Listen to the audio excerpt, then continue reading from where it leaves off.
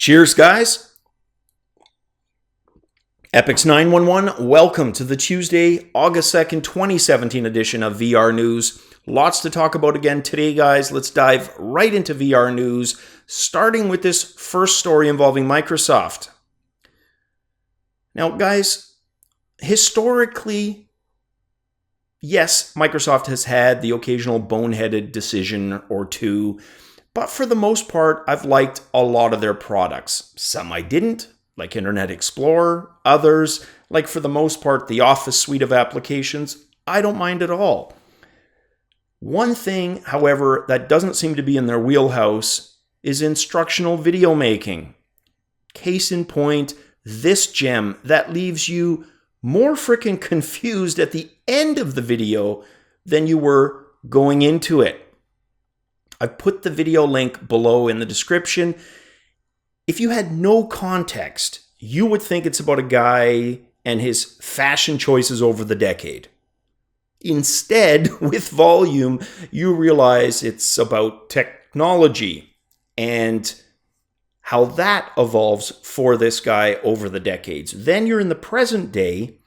It changes to what we assume is his partner, who's had no part in the video until now, making swiping gestures in the air, manipulating what looks like windows. Except there's a background there, the house. Are we supposed to assume she sees that, but we've never been told it could do augmented reality like that? Or instead, are we supposed to imagine she doesn't see that, just the windows? They're not clear on that. They're not clear on a lot of things in this video. Personally, I think it's a classic. I think they should maybe change the label, not make it a mixed reality explanation video. But in all seriousness, guys, I would love to have seen what this thing cost marketing-wise to create. That would be interesting. Next up, LucidVR announcing that former Oculus chief engineer and co-founder Jack McCauley has joined their company. CEO Han Jin stating in a press release, "We are very excited to welcome Jack to the team, as his experience ramping up Oculus and its production will help us dramatically improve our manufacturing capabilities." Quick interjection. Hopefully they're hiring him for more than that. I know he's got other expertise, but supply chain, probably not the reason you want to hire this guy, given the supply chain delays that seem to corner them at every turn last year. LucidVR currently about to ramp up their own production of the Lucid Cam 2, which is a 180-degree 4K camera that attaches to smartphones. It is a follow-up to their Lucid Cam product. For his part, Jack has stated he is excited to be joining the team at Lucid. This next story, Gravity Sketch, an application that is launching today on Steam into early access. The application from a London-based startup of the same name is available in multiple tiers. You can see those tiers here. First one, basic, basically a one-off monetary amount that you pay. You can create stuff. You've got a more limited tool set, etc. And you can't use your creations commercially. Then there's two more tiers. You've got Pro and Studio. These ones become monthly subscription services. And you get increasingly more tools available just depending on which package. There's a limitation on commercial use for Pro, but Studio opens that up fully. Now, looking at this program, it looks really simple to create some fairly complex 3D objects. And one of the strengths that they've pitched for this application is the ability to be very accurate with its tool set. For example, stuff like snap-in, grid styles, all of that stuff, just very comprehensive. And they've thrown pretty much everything for you to be accurate that they could into the application. So in the video, they build an airplane, there's a car in there. And while these things aren't amazingly complex, it does admittedly appear pretty easy to create them in the first place.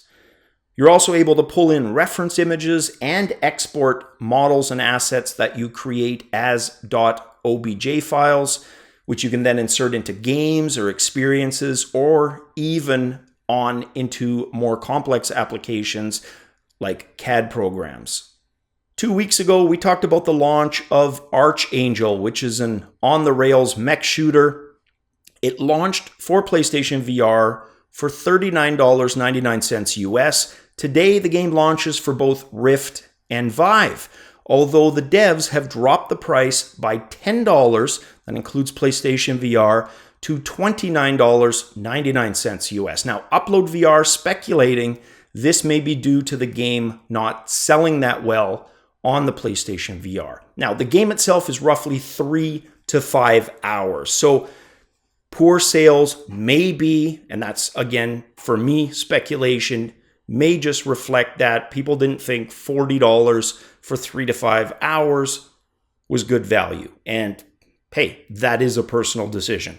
Next up, this backpack PC from HP. Talked about it briefly in yesterday's show. Wanted to dig a little deeper today. The HP ZVR Backpack G1 costs $3,295 US. Not cheap, but does come with a metric crap ton of components of seemingly very good quality. For example, the backpack itself has a very industrial looking design and a reinforced mounting chassis to which you put the PC on.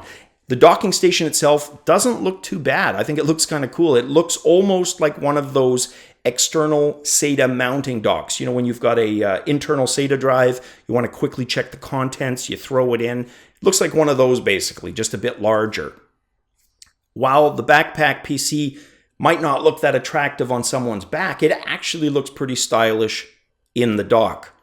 Comes with 16 gigabytes of RAM, up to a maximum of 32 gigs, and a really interesting choice for graphical prowess. They opted to go with an NVIDIA Quadro P5200. Now, historically, the Quadros have been rendering cards, and I haven't, by my own admission, kept up with these cards and the technology, but it used to be they were the cards you got for stuff like Maya and 3D Studio Max. HP has included 2 battery packs, which is awesome. It allows you to have one charging while you're using one, which is ideal if you're a VR arcade running one of these. Even if you're at home, you don't want to be interrupted. You can have one charging or fully charged on standby and then swap the one on your backpack, then charges while you continue to play. So I like that idea. Also sets it up as a great device for exhibitions, which is where this one was. Now, I know it's not an SLI rig, but a 330 watt power supply, that's pretty damn efficient. If they got that working effortlessly with the gear on board, not bad. So my 2 cents on this, I've said it before, I've kind of come 180 degrees with the backpack PCs. I really liked them when they were first announced, but now I really do view them as interim solution pieces only. I think for VR arcades and experiences, absolutely, but strongly believe that wireless is going to supplant them probably within the next couple of years. So an interim solution, great for that, but not one that's probably destined to stick around for a while. There are some humans who lack the ability to read facial expressions, and there's some spectrums of autism that have similar issues with reading facial expressions, looking for emotions, etc. Well, when it comes to digital, even humans with these conditions, a good subset of them, are able to determine if a digitally recreated human is human or not. And that ability kind of falls under the umbrella term Uncanny Valley. While not the first to create the Uncanny Valley effect in people, the CGI animated movie The Polar Express, probably the most famous example of Uncanny Valley. Look at movie reviews of that movie during when it was actually out, and most of them commented that the humans looked creepy, eerie, dead eyes, soulless, all the stuff that They didn't know necessarily when they were saying that it was Uncanny Valley, but it was exactly that. People realizing that there was something odd about these things. They did not look human. At SIGGRAPH 2017, there's an application called MEETMIKE. It's a VR experience. It features VFX reporter Mike Seymour, and in it, he serves as the narrator and host.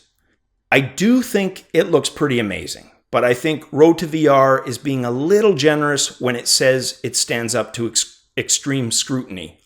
I agree, the facial details, impressive, yes, absolutely. But I honestly believe the vast majority of humans with no underlying issues, medical or otherwise, they would not mistake this for a real human. I don't believe that.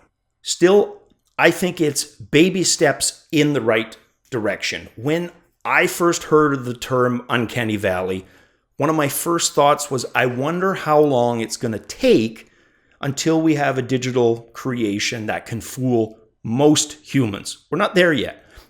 Personally, I don't think we're even that close. I think it's going to take a lot of technology. I think we're going to have a lot of other things mastered well before we nail down the Uncanny Valley. I think it's going to take a lot more AI work. That's if audio is included. I also think it's going to take just way more animation work. There's so much subtleties. We are a species literally evolved to read facial expressions in each other and to basically have something that's been with us as a species for as long as it has to be fooled. It's going to take some pretty damn impressive technology, but still, like I said, definitely some steps in the right direction. Very freaking cool. And that's it for the Tuesday edition of VR News. Hopefully your guys' week is going well. Catch you guys tomorrow for the Wednesday edition. Cheers.